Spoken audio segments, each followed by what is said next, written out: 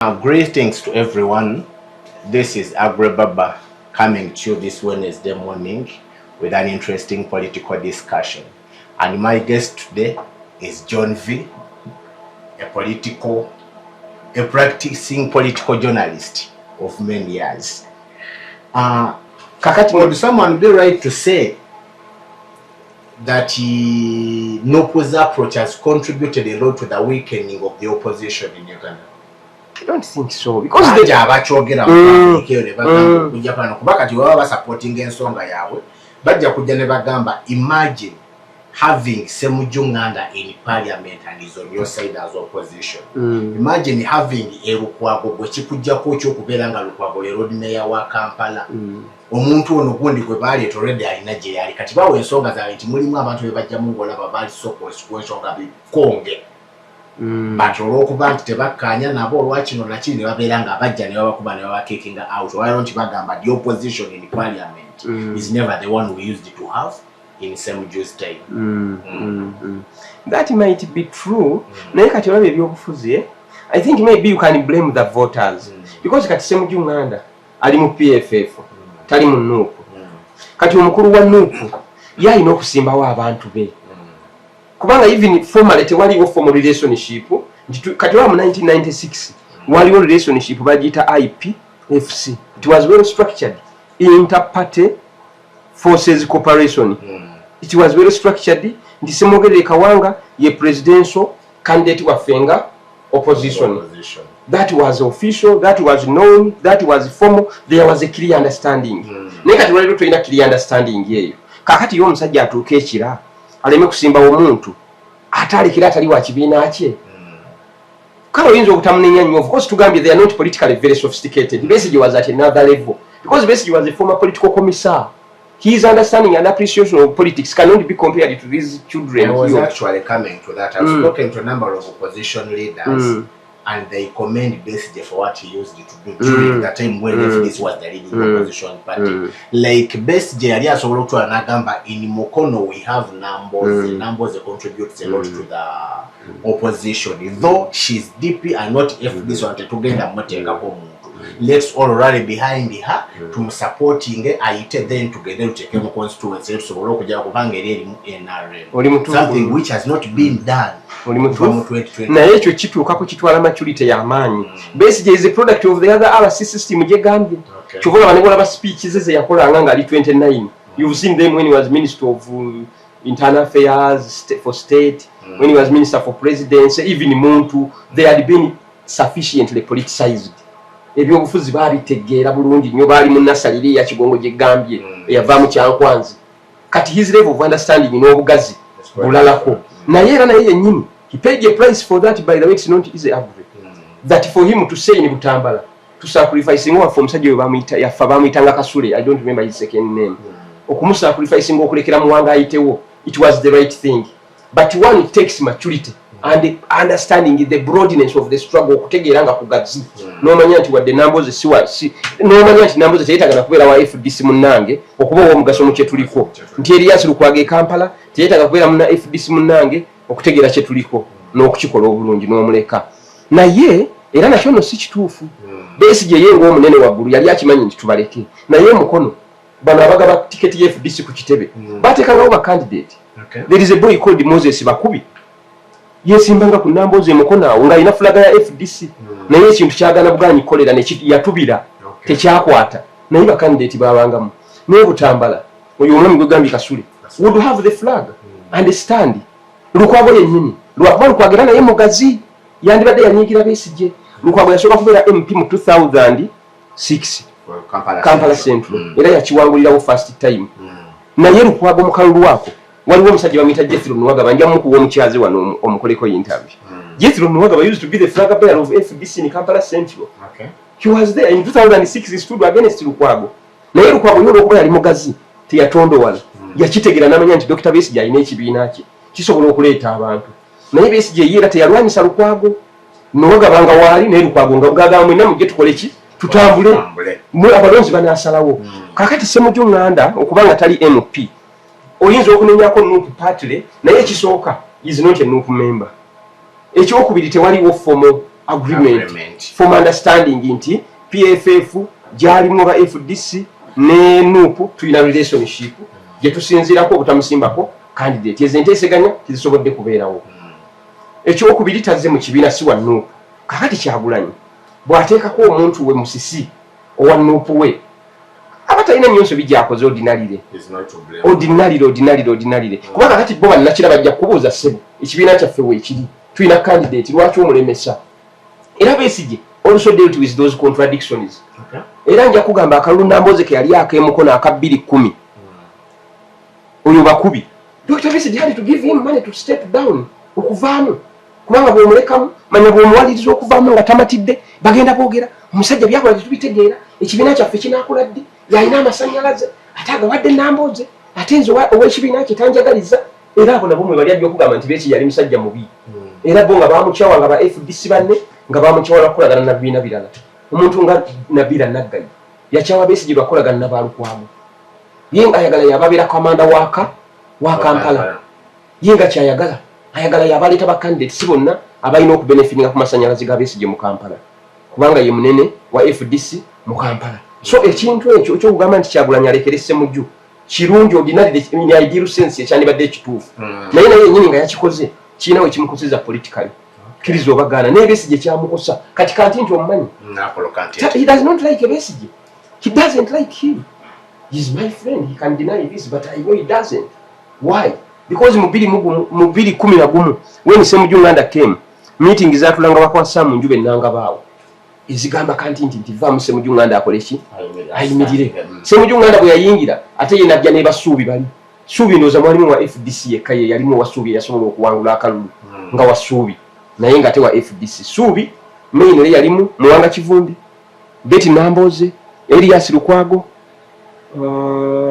ate nalimba Medad Segona Mathias Mpuga Lulume was partly but yali ayagala nnyo DP nga tayagala kuva mu DP ate nga nemawo suubi yali agiraba ng'omulabe era ng'aliho style nnyo era bannambaza omusajja bamuyitanga Matiya Nsubuga birekerawo yali secretary general ye yabawanga kaadi nga omanyi secretary general abanamaanyi mangi naye bali begambye bye basimbanga ku Namboze baabakubi baani Besigye musajja wattu ye nga abaali Soroti anoonya akalulu ka ggwanga tamanya nigo wadde tiketi e Kampala alabirawo omusajja ng'alina ebipande nga pate yamusayiningidde kati Matiya Nsubuga yamanyanga n'amanya nti nze ndi musajja wa Buganda kuba yali Webukoto South eri Masaka n'amanya nti Segona baba batali kutalina tiketi ya DP banna DP Masaka n'abagamba ki nga Betty Namboze sigimuwadde nga sigiwadde Mpuuga nga ye yakolesanga maturity ye ng'omuntu you know secretary general is a very important office alina okubeera a source of stability bw'aba ali stable era ne Lubongo yayambye nnyo Nuupo gistabilizing nga secretary general n'avumira ebivumo byonna ne bamuvuma ebyandibadde ebya Kyagulanyi ebimu babiteeka ku ye naye ng'ate babikoze ne president so kati Ssemujju Nganda kyobadde oyogedde nti Nuupo eno naye baddemu negative yes the answer can be yes and no kubanga tuyinza kakati ye kati abakiraba foot soldier abagambe ki bagamba twabadde ne musisi waffe wawagidde mu Ssemujju Nganda ono wamugambye aveemu it might make a sense in the short term but in the long term gwaddayo ekekavule naye kiina kisobola omukosa politically kiba kimukosa so nze kyendowooza agula ekizibu kya Uganda n'opposition nti first of all kati abalonzi bennyini kakati bo bamanyi Ssemujju waabwe n'emusisi bombi babamanyi singa Kyagulanyi yagenda nabbira Ssemujju nabbira musisi akalulu twandimukomeredde emisumaali naye yamuteeka mu kalulu n'amusimbawo kubanga alina right era abalonzi bo be bakola ki because the balonzi still have the last word because there are places where Kyagulanyi has a candidate and they don't vote for the candidate in 2021 Kampala yaleeta ani Nabila Naggayi ne bamugana ne balonda mwani Elias Lukwago si bwe kyali ekyamuswa yalina candidate naye ne balonda Moses Kabuuso wa FDC Mawokota baaliwo candidate bamuyita Dr. Joel Mirembe ne balonda Nsibambi ne batamulonda ekira wano waliwo omusajja bamuyita Kirayanga Jimmy Lukwago yali candidate abalonzi bamulekawo ne balonda mu Ssemujju Nganda so the last word must always be with the voters ekizibu kyandibadde nti amuleese amubbidde akalulu Ssemujju yakonsidinga n'agamba akalulu kakoze eki bampangudde Mpuuga omanye embiranye zabaddeko Kyagulanyi naye muntu alina omubiri n'omusaayi nga nze naawe bwe tubirina kaakati muli ku mbiranye n'Empuuga ku extent ffenna gye tumanyi olutalo olubaddewo okuva bamujja ku kyalo okwo baseketeredde Ssenyonyi bakoze buli kimu kyonna kati omunenyi otyo omusajja ogende Masaka n'asimbawo omuntu kati gwe tugambe nti Javira Sebina gwe basimbawo yabba akalulu bamubbira akalulu ku polling station ey'omu Nnyendo babba emiruka bwe giti ekyo kirala naye bw'abanga tabbya abaleese n'abakampeyingira fere budu tugamba nti anamma owuwe nti leka abeebweru bakole ki balye. I don't think that's, but now broadly speaking, seriously, the problem of Uganda is even in the character of the president. Kenya had the President Moi. You know Moi was also very strong. Moi ruled Kenya for only 24 years. Even when he was leaving, he did not bring his son. Do you know the person he endorsed to be his successor was Uhuru Kenyatta? He was not his son. He had his son. He's called Gideon Moi, the owner of the other newspaper which was attacking our CDF the other day. He did not bring him. There was Julius Nyerere, was also a strong man in this region. Tanzania. He knew when to leave. Kati opposition in the those guys have done everything which is humanly possible. You tell me what is it that basically Bobi Wine should have done which he has not done to try his best to effect regime change. These 7 people have tried. Semogere tried. We need to look also the other side because there are two sides of the coin. We have the opposition on one side, the other side we have them 7 himself. In Kenya, people died to remove Moi. I don't think they died as many as they have died in Uganda in the name of struggle. I think this is enough. I think Shino Kanchireke. So the character of our leader also is a factor. Because Moi also had the military. He would have used this the way he wanted and remain the president. Kenya had a central bank. Moi would have personalized it. Kenya had a police. He would have weaponized it against the people. Kenya had the CDFs. He would have weaponized those CDFs against his enemies. Certainly he didn't. Maybe he did it up to a certain point. Because people like this Raila Odinga, you've heard of Nyayo. Nyayo was a torture chamber. People would be tortured there. Moi did it, but he only did it for 24 years. But our man is 45 years and still counting. So his character, his personality also is a factor. Bobona take the office of Uganda. Togenda kubitegera ngo tunulide side yemu. You tell me really basically. Bobo gwede the office of Africa. Mwanga ga Africa gonna his quality and the caliber of opposition leadership. Ojigeza who is his equivalent in Kenya? That level of eloquence, that level of sacrifice. Ojigeza kuyani. He would not measure up to Besigye. He's very principled, very consistent. You cannot measure him. He's not comparable. He has done his best. But the issue is, the leader we have the other side is not an easy one. Okay. He's not one who will know that enough is enough. Everybody has tried. Amama has tried. You know, 2016 was, I think, the hardest campaign for General Museveni. Because you had Gilbert Bukenya, his immediate former vice president, was the other side. Mbaba Zamama, who had been Minister of Security, Secretary General of the ruling party, Tinyefunza, Head Intelligence. You know, he had been the coordinator of intelligence services. All the intelligence would be reported to him. He would prepare a brief and then he passed it on to the CIC. All of those were against Museveni. Then Besigye himself was there. But that did not bring down General Museveni. The people of Uganda have paid with their blood. People have died. Man, walk to work was a big thing. This Kayunga, there is Kawesa Felix. Now he's dead. I can talk. He used to be my very good friend. I was in great paper. I was a senior journalist. He used to tell me inside things, you know. But at some point, there is a meeting they had to choose to say the Iranian again of commanding. This Kayunga right, Sidani again of Kurida command, again of overall command of coordinating our response to putting down this revolt, this riot. The man told me there was a meeting. When each was there also, everybody would say, everybody would say, you don't want to be sanctioned. People were even fearful to be the one responsible for quelling the riots. It was a big thing. It was a big thing, but he never forced himself into a corner to go for dialogue, national dialogue. He still refused.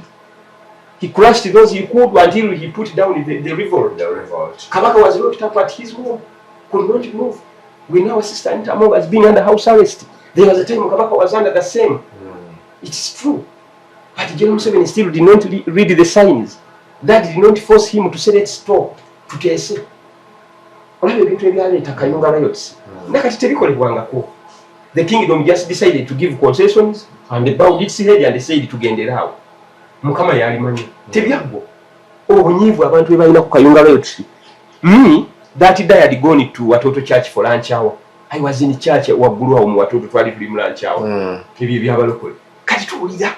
Have you ever been near tear gas when you were? Ebintu amaaso go gagira kati. Ebigawulira we are not understanding. Kumbo lutalo lwali lwatandise. Katugenda okulinnya ku Watoto waggulu eneyo wano ku Bombo Road. Akalo ka Buganda akadda. Akalo kaliko nannyiniko. Ngakyakutte wakiseka wonnange ekibuga kiryoka muyonga. Nagenda okebera ku simu yange. Nga ne SBS bagijjeeko dda. Ebintu nga byatabuse dda. Kayunga was not small. It really was not small. It would have pushed any feeble-minded leader into talks, into negotiations. Those children who led Kayunga, they had grievances. Those grievances have not been addressed. In any case, they have only accumulated. They have only increased. Then we had walk to work. Walk to work was 2 years later. It was not a small thing. Omanyi nti omukyala yaluyimbamu n'oluyimba ono nabbi omukazi yayimba oluyimba n'ateekamu kapaati ka walk to work. Even this Abdumulas naye yayimba oluyimba n'ateekamu walk to work. Mbu yali mu plan. Oba olumanyi oluyimba. It was a big thing. Walk to work. Dr. Besigye was shot many times. Not once, not twice. It was a massive movement. That should have pushed the leader into some negotiations. After 2016, waliwo Gambia bonna everybody had ganged up. Everybody had ganged up. You have Tinyefunza, intelligence, you have Vice President Bukenya, Betty Kamya, all of them were under TDA. The Niringiers, the bishops. After that election, which Besigye claims to have won, and he says he has his results and he wanted to have an audit. If General Museveni was a normal person, a normal human being, would have said, but he manipulated his way out. Then 5 years later, 2021, we had Bobi Wine. He did his best. You saw those riots of November 2020. You remember those riots? So many people died in Kampala and the other townships. General Museveni would have said, as long as there is nothing wrong in Uganda, what is it to talk about? The answer lies with the people. In Uganda, we go for elections. He told Al Jazeera, every 5 years we go for elections. What else? So, Katikiro of Uganda, former Katikiro Mulengera also came out and stood up to Museveni. He led the Besigye campaign in Uganda in 2011. That Subi was the patron of Subi. All of the seconders were under him. He was their overall commander. That was a massive effort. General Museveni, you know what did, and life continued. You know, in the middle of that campaign, because he was quarreling with the Kabaka, he even legislated the law which even constrained the Kabaka, which even, you know, diminished the Kabaka and other kingdom areas. That shows you the indifference, the level of indifference. He does that and he still wins elections. Because he knows how he wins his elections. You know, as he used to say, about them 75%. 1996, he beat Semugere with 75. Besigye, he brought him in 60s in 2001. 2016, Museveni got 58%. Besigye was 38%. So Dr. Besigye was saying, agenda, kuhunda agenda. Jukira mu Uganda constitution egambo you know kufuna 51% and more to be president. Kati at this we can force him into a rerun. What did Museveni do to demystify that messaging? 2011 his vote went up. The one of Besigye went down. Then Besigye said we must have walk to work and now we must find another way. Era chovola bagamba nti yamanya mu 2011 nti akalulu obululu tikagenda kujjako musajja president Museveni. So it's the character of the president. For me, I would really not like to blame the opposition that much. John V. Yesterday, General MK declared he will be candidate for president in 2031.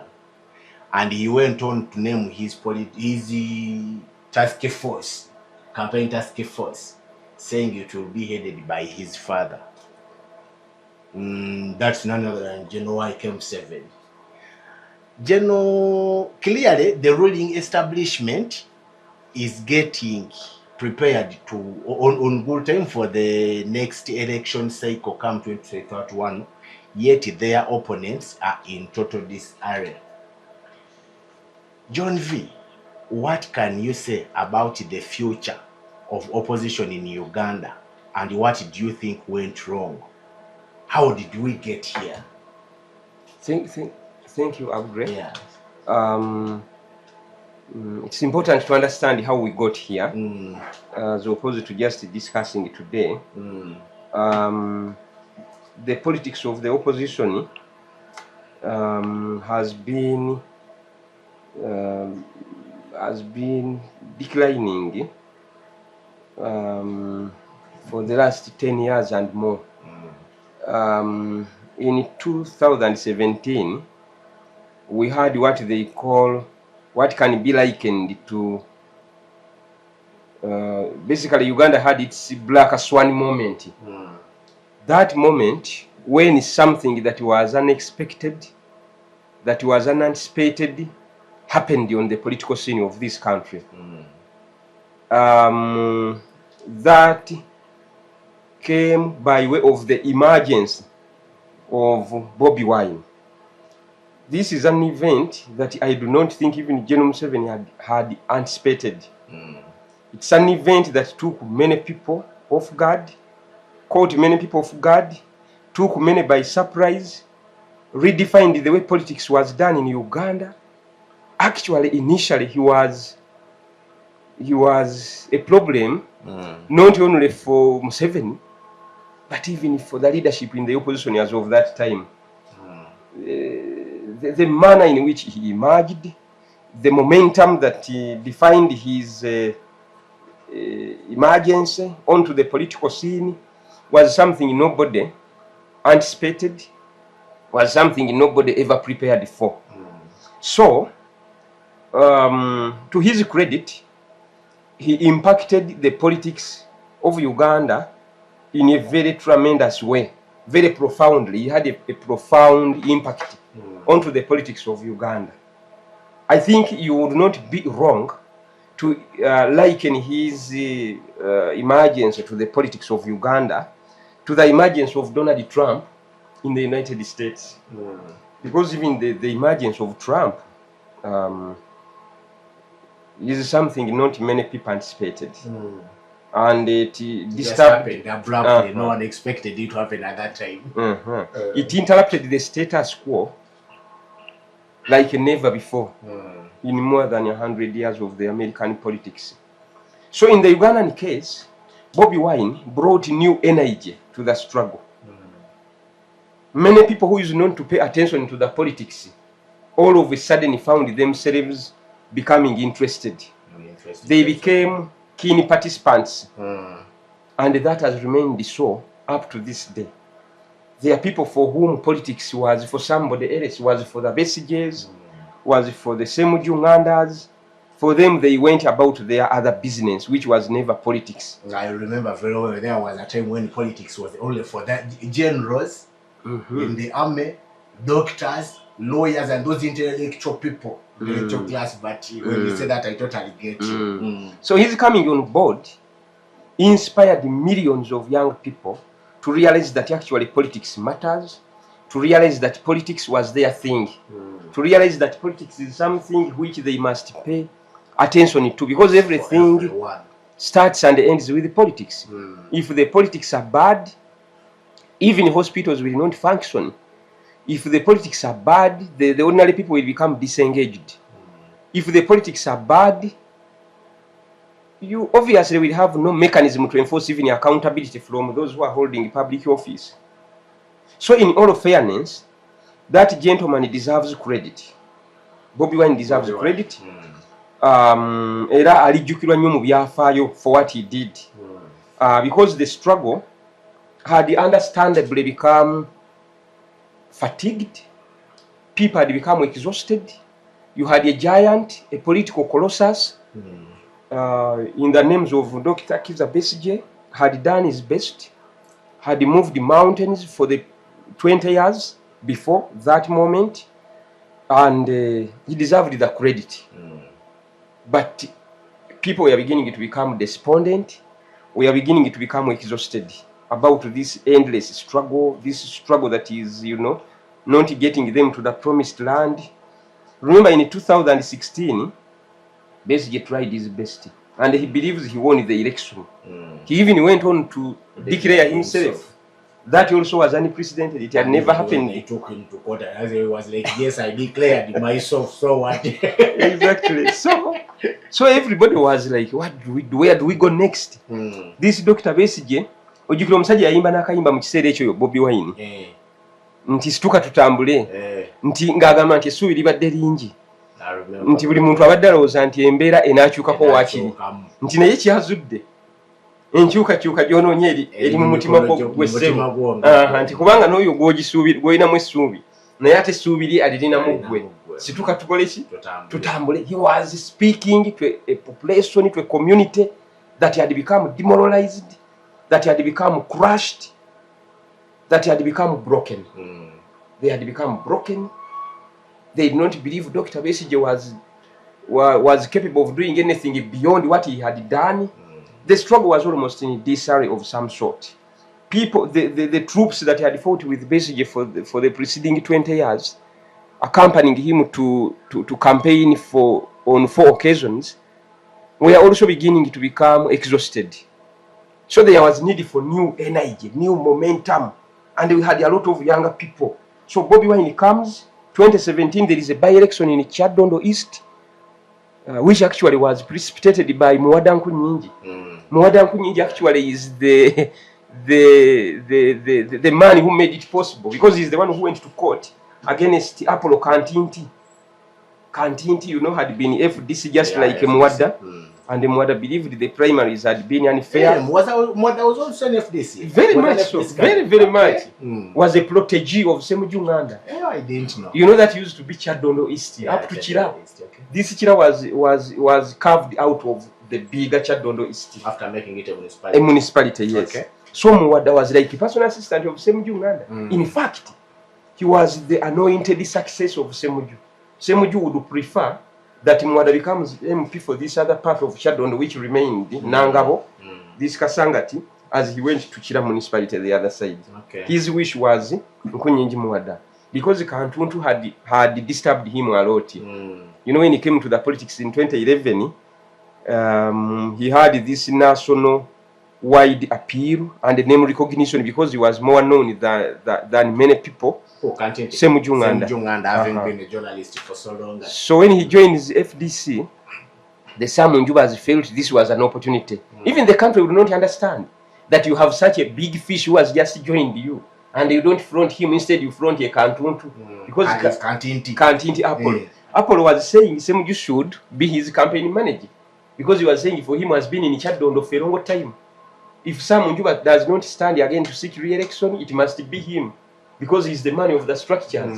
So it was not easy even for Semuju to get accepted by the structures of FDC. Because Kantuntu had prepared himself to come after Njuba. And that was a sure, he was confident of a win, because that was home now to Dr. Kiza Besigye. He also lives in that constituency. That Chanchi Makuruyinja, his village is in the heart of Kasangati, on the outskirts of Kasangati township. So, Muwada is the one who went to court against Apollo Kantinti, a fellow FDC. So, there is a by-election. Muwada, umanyi bagamba nti ajja nyabo mulwadde. Siyamusikira. That was bringing you that's it. You got to say that the money from the east. Siyamusikira. Kasoka kati Nkumuwada was the midwife yajjanjaba omulwadde naye okusika bwe kwatuuka. The voters believed somebody else had to take the seat. So Bobi Wine comes onto the political scene. By the way, initially he did not have a lot of political confidence in himself. That's where I fault people who accuse people like Sam Mukaku Lubega. You know, you might be popular, but for you to be able to step forward and lead, it takes self-belief. You must have confidence. So it's them who kept saying, look, you can manage. Don't underestimate yourself. So he starts casually as somebody who wanted to go to parliament. Because in the music he was increasingly becoming a spent force. Because now you had new kids on the block. The Eddie Kenzos, the big three were now beginning to go to get pushed onto the periphery. So he was wise, he was smart. He knew the right time to go into the politics. So he goes in there, he had his pedigree, he had been singing about politics, social justice issues. He goes in there. And what started as a campaign for MP seat culminated into a countrywide movement. That movement is what produced people like a Full Figure. Yeah, Full Figure. It's what produced people like Ashburger, Kato, the so-called foot soldiers, and many others. Celebrities who had a following but who believed it had nothing to do with politics were able to come to politics for the first time. Matthias Walukaga used to just sing to escort people at their campaigns. That's when they realized that, look, even me can stand for a position and get elected. Can lead a chimtuso. That's how Tweveremu starts. People like Ronald Mayinja had actually sung about politics more frequently than even Bobi Wine. You remember the Tulikubunkenke was actually the anthem of Dr. Besigye in 2006. Yeah, he sang African. He had done a lot of political songs, more sensitive political songs than even Bobi Wine himself, to convince himself that I actually can stand for an election and get elected, can get a position and join politics officially. So Bobi Wine provided the inspiration. They call it permission structure, that it's possible to come from nowhere, get in not only as a supporter, but to also go and get positions. Because he used to, his slogan, the other slogan was that he was determined to take a ghetto to the parliament. That the MPs have refused to come to the ghettos. They have alienated the ghettos. This is now time for the ghetto people to go to parliament themselves. He said it the very first time he stepped into parliament, and he was like, now you know, Honorable Speaker, the ghetto has pleaded for parliament to come to it for several years, but it has never. So now we are bringing the ghetto to parliament, he says, so that you can listen to it. He enriched the political messaging. You know, those were initially misunderstood to be tribal, to be sectarian, to be alienational. But at the end of that day, you know, politics needs messaging. In 2001, the man said, Omusajja akola ki? Omusajja agenda. Nina kyenda mu mwenda mu magye.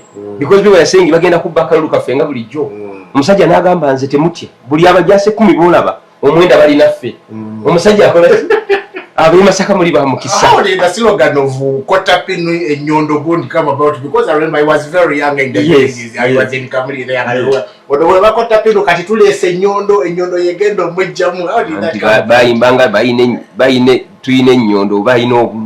Now, Kotapini, because Semogere Kawanga in 1996, I was also a small child, but keenly following. In 1996, Semogere stood, was the joint opposition candidate for president. And he moved mountains, he had crowds everywhere he went. So, General Museveni said that the Semogere people were just joking. Their candidate was a coward. Because he said he likened the past leaders to lions. Nti empologoma bwe zaabiranga wano nga zimalawo zizisa ebyalo bya Uganda. Semogere yekweka wansi wa kitanda. He said Semogere mutiitiizi. Kati n'agamba nti n'ekirala ye Kotapini. Omanye eggaali yonna bicycle. Yagamba nti Kotapini ogiyingiza mu ggaali ogikubamu na Nyondo. Even same thing. So he said Semogere alowooza nti agenda kukozesa akalulu amugyemu abeera asaaga busaazi kubanga ye Kotapini. Now he was doing the political messaging. You see, messaging is very important. That gives morale to his supporters. Kubanga abagambye nze mumanyi engeri gye nayingira wano mu 86 10 years earlier. Najjana nangeri yange endala. Katoyinza kunzijamu ate na bigambo bugambo. Kakati abayayi Semogere yesimbawo ye byagwera tebyagenda bulungi mu kiseera ekyo. Nalina abawagizi bangi naye baali tebeewandiisa abasinga. Baali bawagizi bayimba ennyimba bakola obudodi naye they were not registered voters. So at the end of the day they were not able to vote for their favorite candidate Semogere. Obulugwe ne bukendeera nnyo. Kyobala baliriza nga afunye 25%. It's debatable, but in my view, General Museveni as of that time was still popular enough to win an election without stealing it. Certainly. He won with 75% something. So, abawagizi bano abasemogere abamutambulirangako naye nga ate tebaali balonzi. Kati bagamba luli babba akalulu kaabwe nti omusajja yabagamba Museveni ku luli 5 years earlier 1996 nti ye Kotapini. Kaakati bafunye Nyondo egenda okukola ki? Ogijjamu. Kati ekyasse Nyondo wekyatandikira ekyotera eri ewaffe mu town. Era Besigye ne bamukwasa Nyondo. Era Abaganda ne bamwongerako ku linnya lye nti Kiiza Besigye Ssenyondo. I used to hear that in the video. Because politics is about messaging. You must motivate your troops. You motivate them through messaging. Okay. Kyagulanyi as a musician understood that very well. I think his mind is very creative naturally. So he was able to create messages, to create words, twebereremu tebalina kye batugamba. All of those words, all of those words were very important. So by doing all of those things, the man was able to impact the politics of Uganda. Now, here was the problem. The problem was that he had a lot of people who were coming to the politics for the first time. They had not been politically interested until he came 2017. By the way, that means next year he will have been in the opposition leadership for 10 years, not 6. Because his politics started in 2017. Yeah. Next year it will be 10 years. The other month, I saw the party was celebrating 6 years of existence. You know, we can discuss that next time, by the way. Now, the people he brought onto the politics were coming there for the first time. They were politically not sensitized. To them, it was about wearing a beret and parroting the slogans of people power. You know the people power slogan? People power, What do they say? People power, our power, people power. But by now, people power. People power, our power. So a lot of those foot soldiers thought certainly that was all it took. But the truth is ugly. Politics is a science. It's not as easy as these people made it. Bobi Wine demystified it, brings the ghetto to parliament. That amounted to demystifying the politics. See the people he brought to parliament. People like, I used to buy clothes from his boutique. He's called this man of Maokota. Dr. Hilda. I hope he doesn't say that man has never been my client. I even used to buy on credit. He had a shop in Cham Towers, you know, of clothes. He was dealing in clothes from Taka and Wear fabrics. So those are the type he brought to parliament, you can imagine. People like Sechitorekov, Bamnanika here. I don't know who else you can give me more names. He brought people like who at least Segirinya had a little bit of political exposure and sophistication. But majority of the people our friend brought, we are really his candidates, the list of people who came and Lutaya Joffrey. It was really about demystifying politics. You know what it means to demystify something? Kuloza nti ekintu kino kigumu nnyo kyaba professor era ye nalaga nti n'omuntu wabuli gyasobola okiyingiramu n'akinafuya demystifying. Yes, so he demystified it. When you look at the quality of candidates he selected and fronted, but also when you look at the way he approached politics. So people were given an impression that politics is very easy. You just put a beret, you just know how to say the mobile of people power, NUP everywhere NUP. Politics is more complicated. So there was no effort at deliberate politicization. You see, when General Museveni was in the bush, he invested a lot in politicization. He used to call them resistance councils. You've heard of RSCs? RSCs, yes. Wherever he operated, he had those committees. Chigonga actually was the head of that. It was called the National Resistance Council. Haji Moses Chigonga. That was largely his work. John Kazola, the late, used to be his PA. Personal assistant. And most of the work they were doing, Chigongo did not fight it. Yakwata Mundu was not a combatant, but he was in the ideological side of the war. Even Otafile, politicization. It's very but that's how we got Champans. Not Otafile to Yakwata Mundu. Yakwata na yeye political politicization. The Muntus, the Kagames were so much in intelligence gathering. But you need the politicization. Siasa. Omani siasa. Poko. Because the Semogere supporters were singing Semogere Girofuge Uganda Siasa Tumukoye Siasa Museveni, these LCs. You need to politicize people. Because you tell them to be so to basobola to ebereremu nayo olabe wafeyani to even understand the enemy, to understand the cause, what is at stake, why are we in this, who is our enemy, who is our ally. That politicization was not deliberately engaged in. So Kati, you have a lot of supporters, but they are not adequately politicized. They are not, so that makes them vulnerable. Chitegeza, that's how he was able to lose people like a full figure very quickly, because they are not formidable. They are not, You've not anchored them on a strong foundation, on ideology, or understanding. So people would easily confuse them with money. Even with a mere argument. If he goes to a washing band and meets somebody who does not believe in his candidate, his president, they engage in an argument. He cannot argue. That's why they ended up being very vulgar.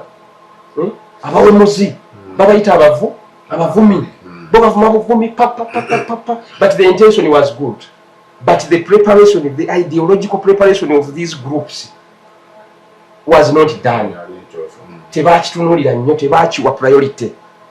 You know, that's why they became vulnerable to using vulgar language. They become vulnerable to abusing people and to even the politics of intolerance. That whoever does not think like they think is an enemy. He must be abused Komanyoko and the like. Actually, you're either with us or against us. Now, whoever disagrees with them had to be abused. Up to this date, it continues. When you disagree, they abuse you. So failure to adequately politicize his foot soldiers made them vulnerable to defecting, to easily being confused. By the way, he has a large group. Febudu tugamba nti ekitatta muyima tekimumalaako nteeze naye bamututeka abantu bangi nnyo. Was like his press secretary. Yali wa mugaso nnyo. Kati you see, General Museveni can make a Farouk Kitunda press secretary. Naye nga tebalina nnyo history w'emabega nga beerabidde wano bukulu. Kati olaba tamanyi emirundi babeeranga naye mu nsiko yali amanyi bingi. Kati osobola okubeera press secretary w'omuntu naye nga temulina nnyo chemistry between you, nga temulina nnyo relationship emabega. Naye Ashbaga Kato was a friend, had been a member of that fire-based crew, was really an insider. So at that level for him to defect in the circumstances he did. And Ashbaga is an intelligent man. Not in politics. That's why he was easily confused and he was one of the earliest defectors. I think he was there even before Full Figure. Yeah. And today people can attack a Full Figure contributed a lot to that Chagulani movement. She was a fighter. Erok Muluzinga was a big loss. Those were the pioneers who really started with Bobi Wine. She actually had initially fronted herself as somebody who wanted to stand for Kampala Woman MP. That's how she was branding herself on social media. Qualifications, or maybe she was planning to go back to school and study social. But in Uganda, everything is possible, my friend. I know people who are even less qualified and they are MPs. Okay. Some are even NRM. So that's how the Rasta easily lost some of those people. Key people. And again, because you are not politically sophisticated, you will follow for anything. That's how it was very easy for anybody to confuse them. Do you know a man like Basajja Muvule? Also joined them and they made them think he was there. Yeah, he was part of that people probably. Because when you are not sophisticated, you will not be able even to see things. You are just excited. It's about flattery. Whoever flatters Bobi Wine, that's the best person for that struggle. Even when they don't believe in it. Whoever flatters Bobi Wine and bows before him, that's the only qualification they wanted. I know they say they were duped by the former Kawempe South MP. You see a person like Kazibwe Bashir was a good journalist. But now for him, he thought whoever has published and has name recognition is the good person for the struggle. So leaders were not subjected to enough scrutiny as the cards were being given out in 2021. So foot soldiers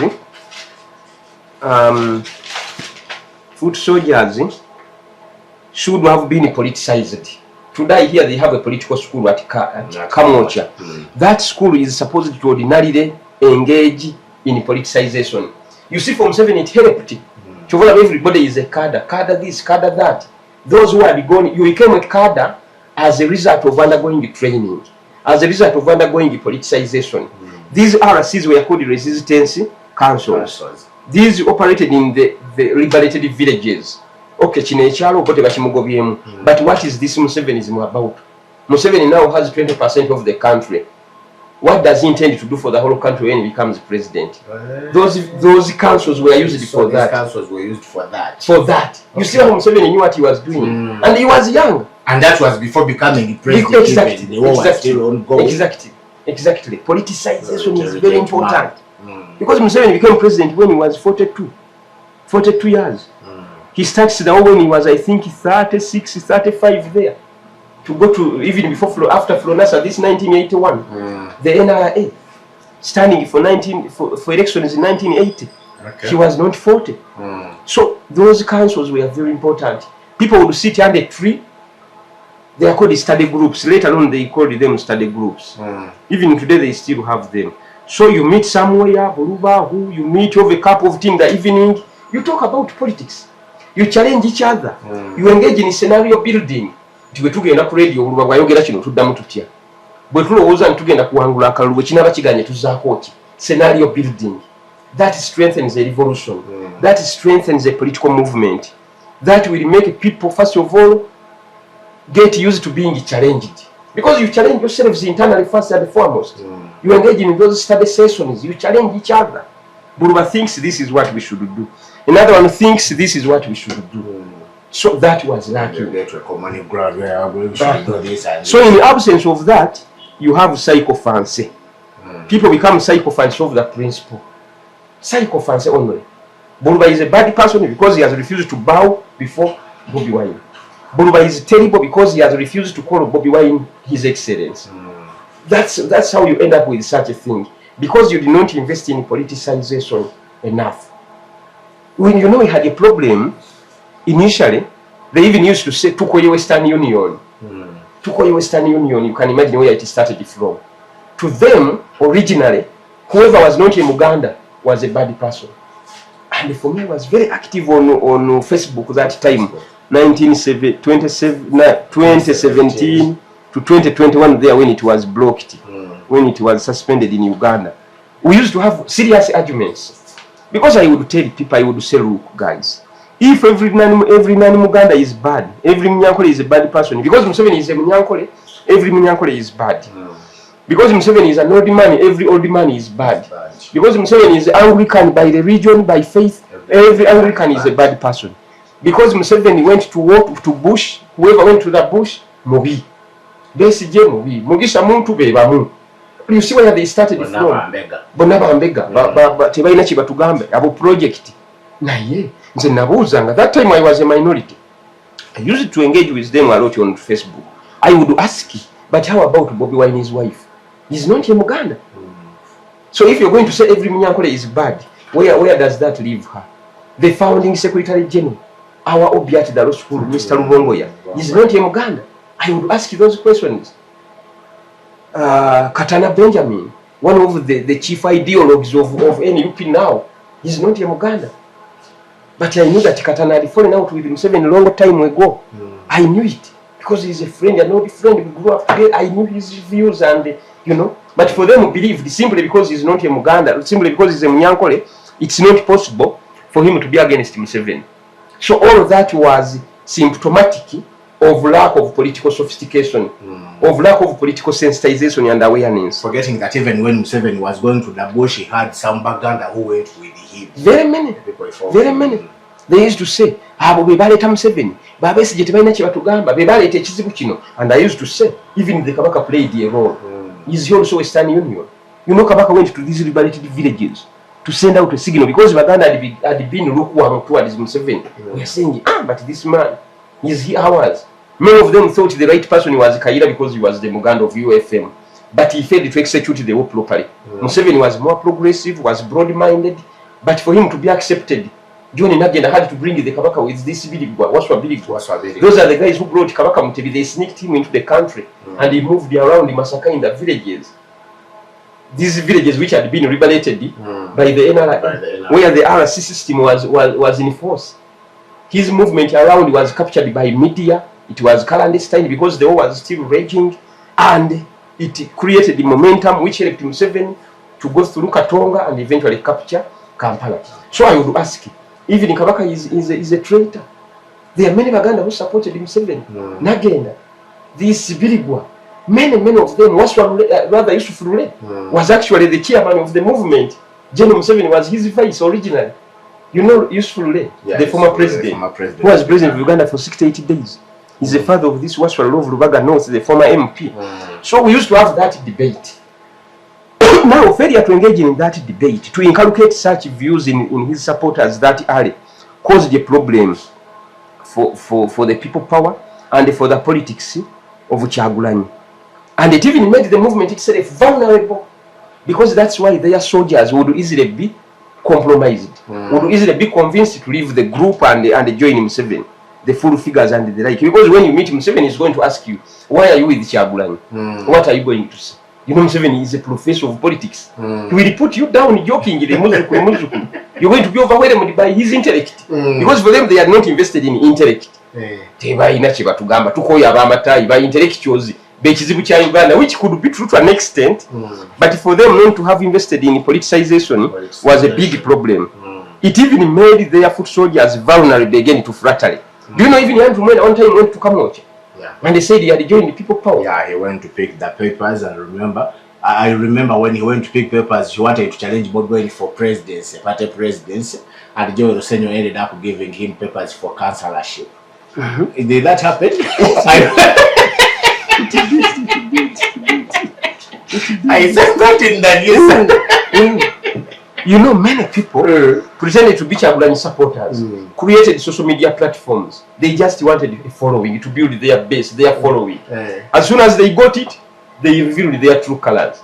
That's what actually they used as a bargaining chip to go to Museveni to say, look, I'm a big fish. If I come from NUP and I join you, there is a lot I'm bringing on the table. See how many people I have on Facebook. But they would just go in with the flattery, a lot of flattery for Bobi Wine, to trick the foot soldiers into buying into what they are saying, joining their, becoming subscribers and the followers of their platforms. And they believed them. They believed because they were not sophisticated enough to scrutinize what this person is saying. Why this lack of sophistication has been a problem for the opposition from in those last 10 years of Kyagulanyi. You know how they have been very, very hostile to Katikiro of Uganda.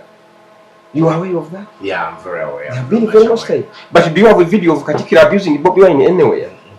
Why did they hate the Katikiro? One, for them, their Bobi Wine must be the one who must attract the biggest media attention. All of the publicity should be his. Anybody else who gets published on TV is a diversionary. Is a diversion, is a project of Museveni. They are diverting people from paying attention to Bobi Wine. You see how that was a problem? So at the end of the day, you create enemies.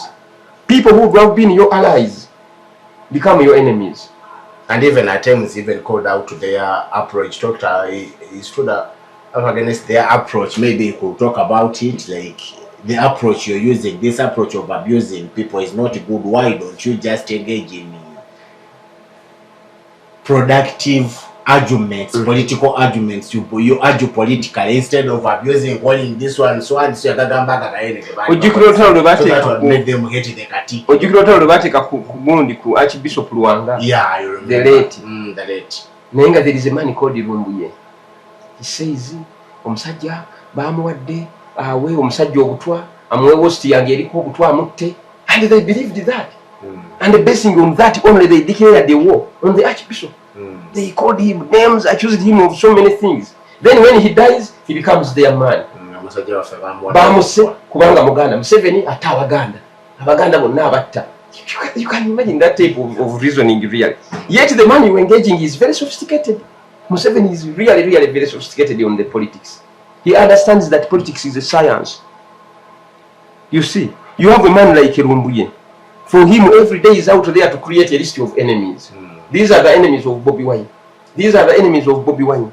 So simply because Katikiro Mayiga has not idolized Bobi Wine, that means is an enemy. But about that person, that Rumbuye, recently the parliament came out and complaining about cabinet minister. How is he always getting the information about them cabinet? That was in parliament. Yes, it was in parliament. Somebody complained. Yes, a minister. Almost at a team more credibility. I don't think it was exactly. Because at first he was ignored. Everyone ignored. He was like, "Oh, people here on the floor of parliament," and MP gets up and says, how is this man getting all this information? Things discussed inside the cabinet, then you in the following morning you are social media spitting them out. Much as the approach was bad, it does, because you see, even a defective croco will tell the right time at least twice a day.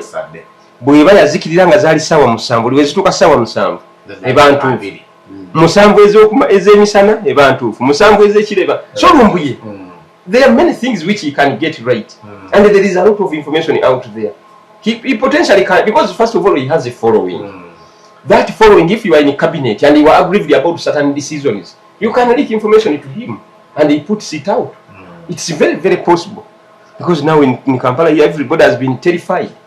Yesterday we were talking about the Daily Monitor and the NTV, how they will never be the same again. So if you are from cabinet, if you were a cabinet minister, and this thing of leaking information to journalists, to communicators, is not only in Uganda, even in the US. Trump, this J.D. Vance, the vice president, every now and then leaks information to they have a rumbuye in the US. Is called Tucker Carlson. Tucker Carlson. So when they go in cabinet, this Iran, what do we do? You find the Rubio is the Secretary of State, Foreign Minister. This is what they think. Vance thinks America has no business going to Iran. So his views, when they are suppressed, he wants to show them to the public that, look, for me, I'm on record in that cabinet meeting, this was my position. But he can't go and say that at a press conference because of the doctrine of collective responsibility. So what he does, he gets his rumbuye, who is called Tucker Carlson. He gives him the information and he will come. And they say, look, our vice president at least is against this war. Because if Vance wants to run for president 2-3 years from now, 2028, he wants to be on the ballot paper for the Republican Party, because Trump will not be standing. So he also uses bloggers to leak some information. Kubanga wajja mubuuza sibu utalo lwa Iran lwaliwo wayimirira ludda utalo lwononya economy lwononya America okutuuka wano. What was your view? He will say, for me, I opposed that thing, because by that time the issue of collective responsibility will have diminished. Because now Trump will be a former president. Himself will be a former vice president. So he will say, nzo lutalo naluwakanya. By the time he says that, the equivalent of Rumbuye, Tucker Carlson of the US, we already have put out this information. And Tucker Carlson is a big person on social media of the US. Okay.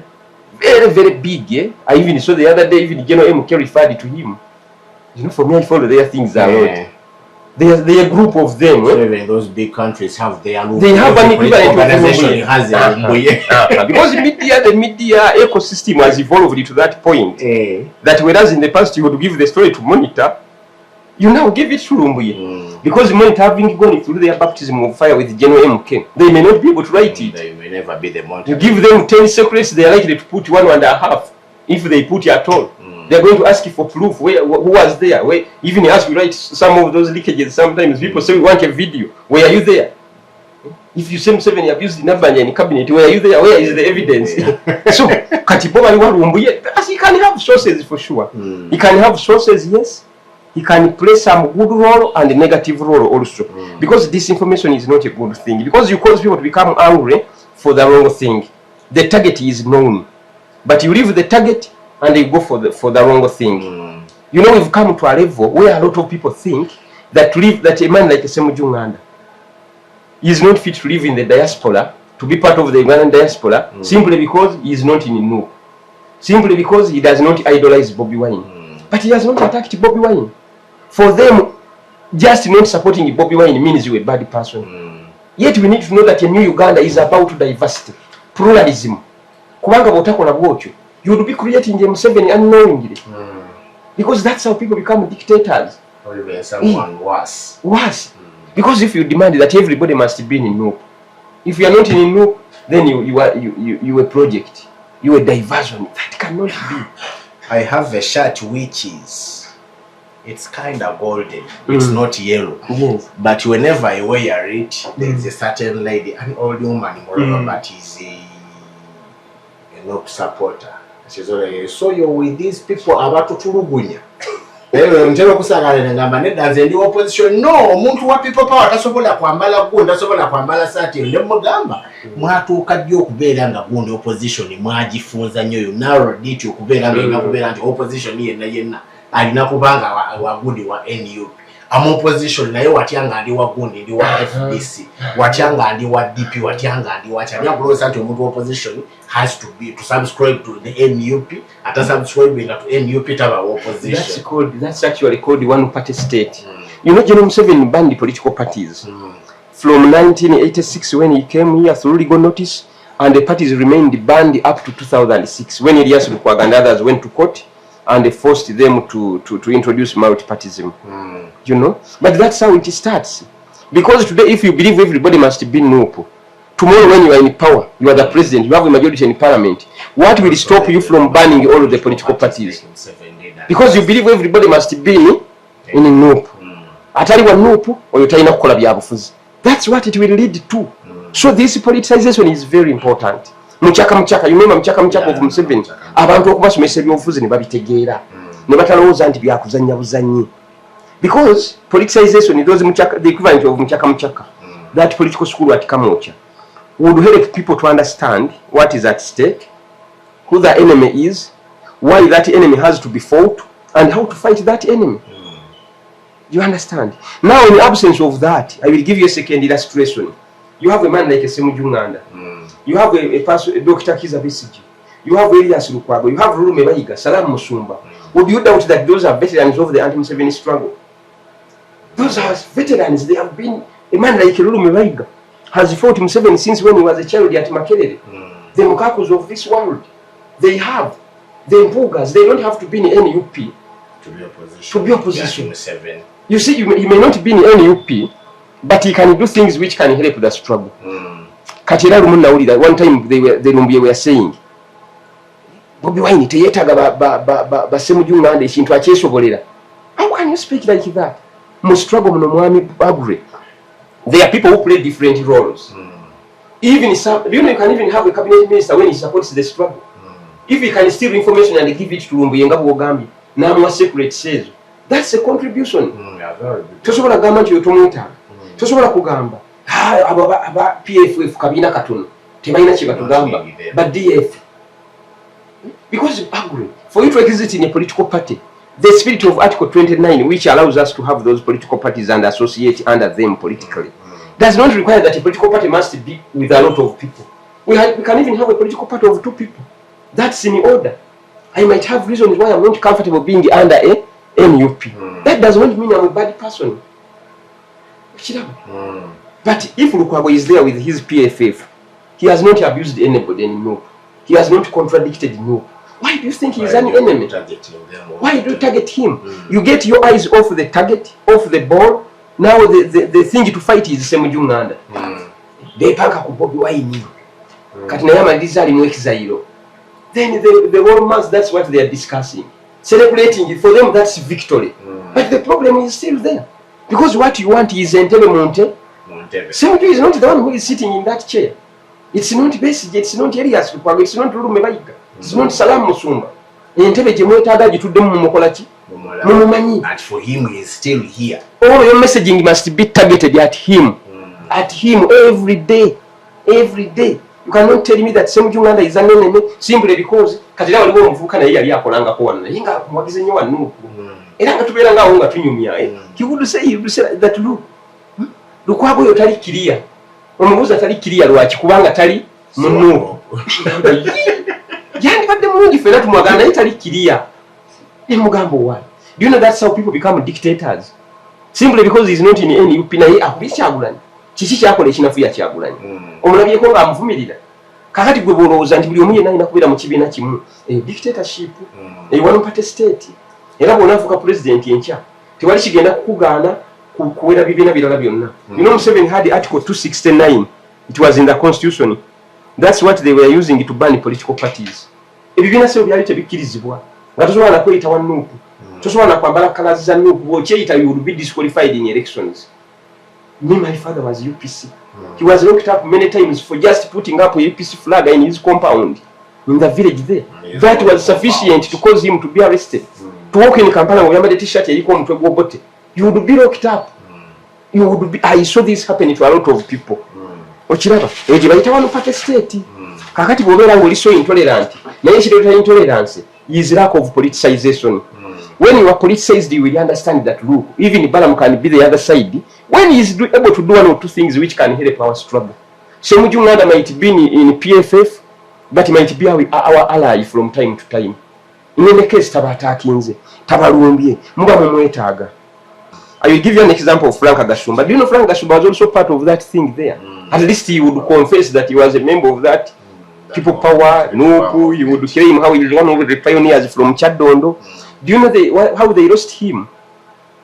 He simply attended a birthday party of General MK at Rugogo. Then his photos emerged on social media. He just sat there as an invited guest and kept quiet at the back. In self-defense, he fought back, he pushed back. He started telling them, this is not acceptable. You can't abuse me like this. I'm an old man. I'm an adult. I went to attend the party. You see, and you see how they lost him? That's how it started. But online, you will see. Originally, he was there. He might be a 50 columnist, a regular 17. Then at your money into Buru Agri. Also, attending a birthday party, and I don't know. Ngoli opposition ngoli wanchuka chuka. Ochimanyi ndio swano gena mstate house no sika na 7. Era no sigala ngoli mnanchuka chuka. For me, but we need to get sophisticated to that level of understanding things. Kati gasumba nga muluzinga bwe bachi. I think what will happen to Uganda, the people of Uganda will have to have the last word in the end. General Museveni movement, his PLU are not going to lose power because there was an opposition which was very organized. It will have to be the people of Uganda themselves drawing a line in the sand to say enough is enough. It's them who will sort out this man. In Libya, there was no opposition. As of 2011, when we had the Arab Spring in Libya, we did not have a Kizza Besigye in Libya. We did not have a Bobi Wine in Libya. We did not have an FDC and NUP or even a PFF. The same goes for Syria. The same goes for Yemen. You know, these strongmen had destroyed all of the opposition. In Egypt, there was no opposition anymore. This man was in charge of the local governments. That Mubaraka with his son Gamal Mubaraka were in charge of everything. But that did not stop the change which people had waited for decades from happening. So even in Uganda, it will have to be the people themselves. It will not be FDC, it will not be Kavule, Katonga, Mnajana Nkumbi, where. It will have to be the people. And the God is the one who knows how it will end. Thank you very much, sir. That has been today's morning briefing. Thank you, John V, for accepting our invitation. And we shall be here tomorrow again. Same time, same place.